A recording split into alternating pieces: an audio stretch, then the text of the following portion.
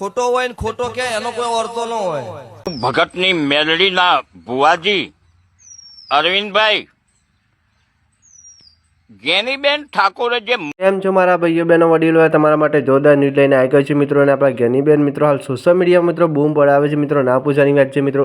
અને ભુવાજીને લઈને મિત્રો જ્ઞાનીબેન બોલ્યા છે મિત્રો કે ભુવા ભોપાળા ના કરો મિત્રો. અને ભુવાજીને બી હમણાં જવાબ આપ્યો છે મિત્રો.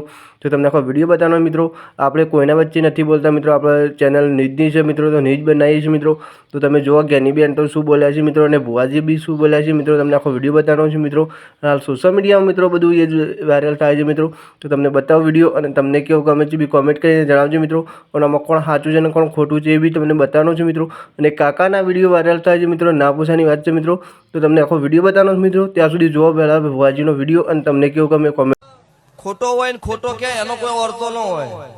અત્યારે એક વિડીયો જોયું છે હમણાં જ કે સરધામ ના આબુ ના ભુવા ભોપાળા હોય નહીં. ભુવા ને ભોપાળા બધા જૂઠા નહીં. અને અત્યારે અમને જ માટે જ આ ધૂણું છે.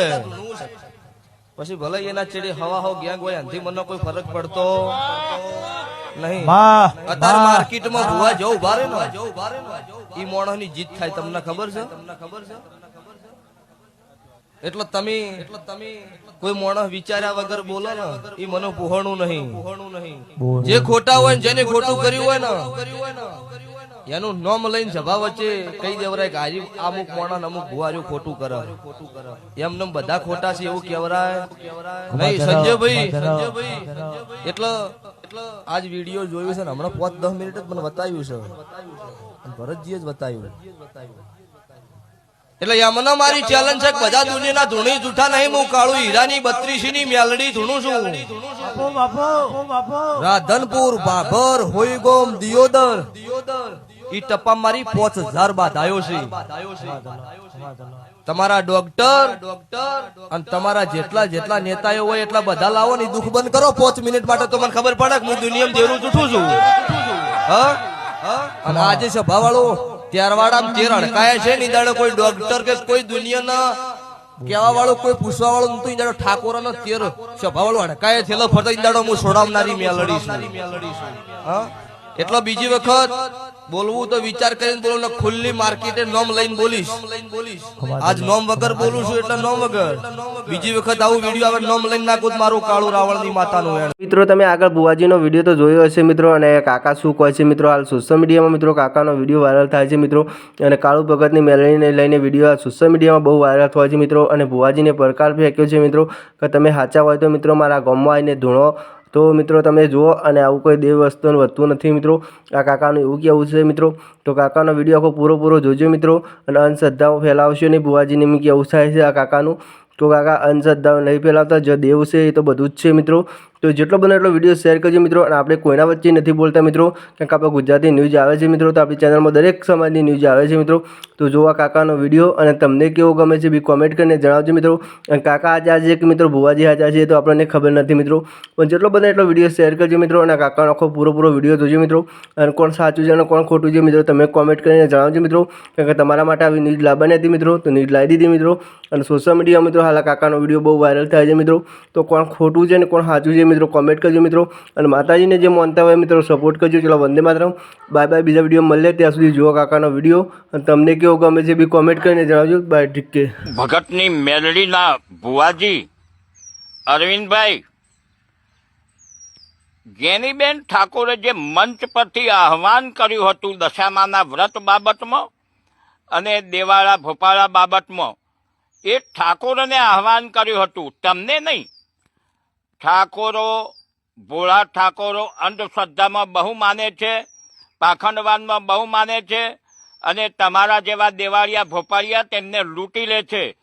તેટલા માટે તેમને આહવાન કર્યું હતું કે ભાઈઓ કોઈ દેવાળાના કે આવા દશામાં કોઈને કંઈ નડતા નથી. એટલે આ બધું બંધ કરો અને અભ્યાસ તરફ આગળ વધો. તે રીતે ઠાકોરને જાગૃત કરવા માટે તેમને આહવાન કર્યું હતું.